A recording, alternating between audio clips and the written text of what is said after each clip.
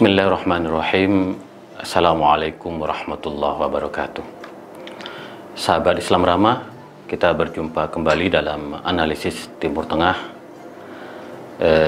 Tulisan saya di portal detik.com. Pada minggu ini saya menulis tentang ibadah haji di masa pandemi. Kita tahu bahwa Arab Saudi pada akhirnya mengeluarkan sebuah pernyataan terkait dengan penyelenggaraan ibadah haji tahun ini, yaitu bahwa ibadah haji akan diselenggarakan pada waktunya, yaitu akhir bulan Juli, dalam jumlah yang sangat terbatas, hanya bagi warga negara Arab Saudi dan warga negara asing yang sudah menetap di Arab Saudi.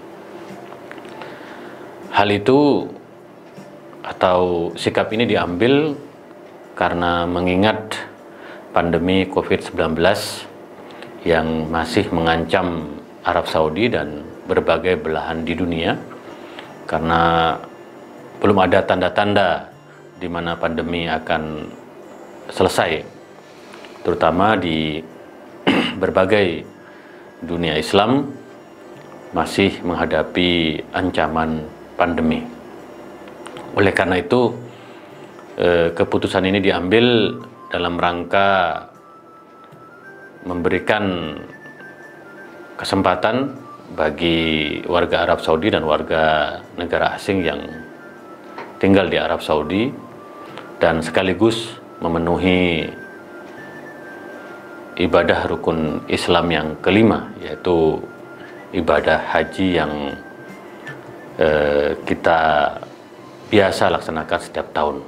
Karena itu akhirnya ada keputusan, satu sikap yang saya kira perlu diapresiasi oleh kita semua, karena memang pilihannya hanya dua, yaitu pertama membatalkan penyelenggaraan ibadah haji secara total, atau menyelenggarakan ibadah haji dalam jumlah yang sangat terbatas dalam rangka memenuhi rukun Islam yang kelima.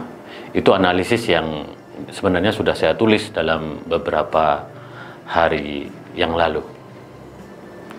Langkah ini diambil oleh Arab Saudi karena menurut hemat saya Arab Saudi menghindari kontroversi yang akan muncul dari keputusan jika seandainya Arab Saudi tetap mengambil pilihan yang pertama tadi, yaitu menutup secara total penyelenggaraan ibadah haji. Jadi kita tahu bahwa wajah Arab Saudi dalam beberapa bulan terakhir sangat tidak baik, terutama menyusul kebijakan Muhammad bin Salman yang menangkap beberapa ulama dan aktivis yang kritis terhadap kebijakan sang putra mahkota. Dan kita tahu di antara para aktivis itu ada yang dikenakan hukuman mati.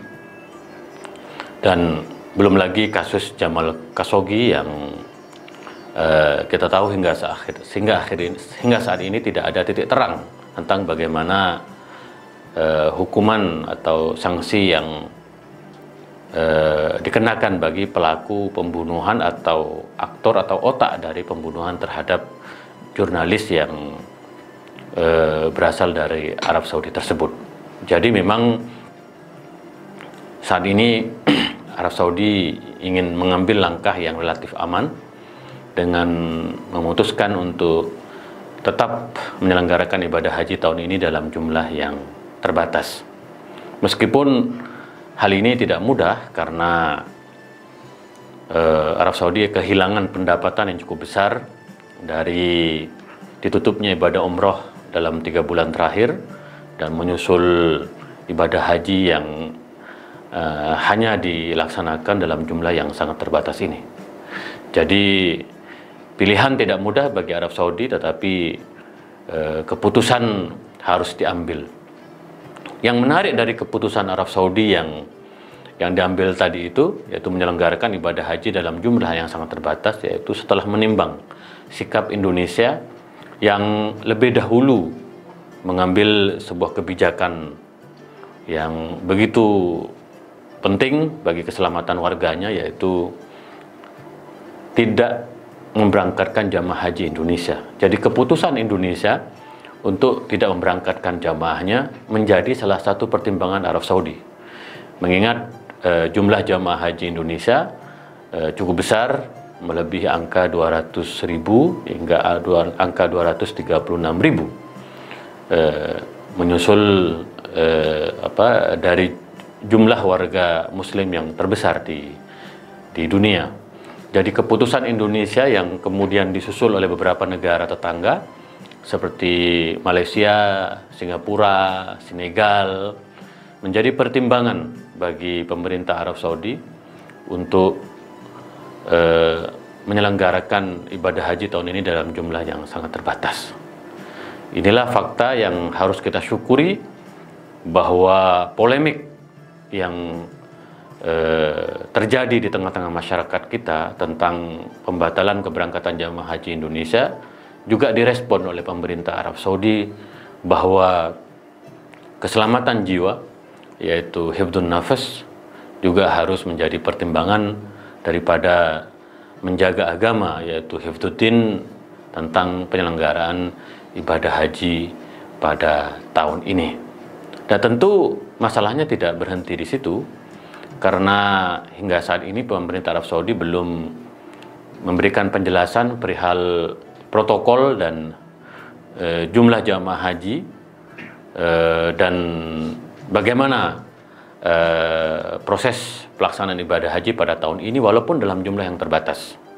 Mengingat fakta di lapangan bahwa Arab Saudi masih berada dalam satu puncak yang lumayan tinggi dalam pandemi COVID-19 ini. Bahkan beberapa daerah terpaksa untuk dikarantina kembali seperti Jeddah karena masih banyaknya jumlah warga yang positif COVID-19.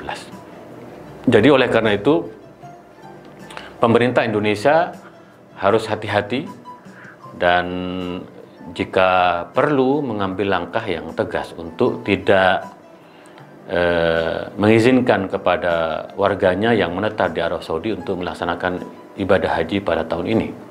Karena bagaimanapun kita tahu seperti yang saya katakan tadi bahwa keselamatan jiwa itu sangat penting di samping menjaga agama. Jadi pemerintah Indonesia tidak bisa berdiam diri dan harus memantau setiap perkembangan pandemi COVID-19 di Arab Saudi dan harus memberikan masukan yang tepat terhadap warga negara Indonesia di Arab Saudi yang hendak menunaikan ibadah haji pada tahun ini.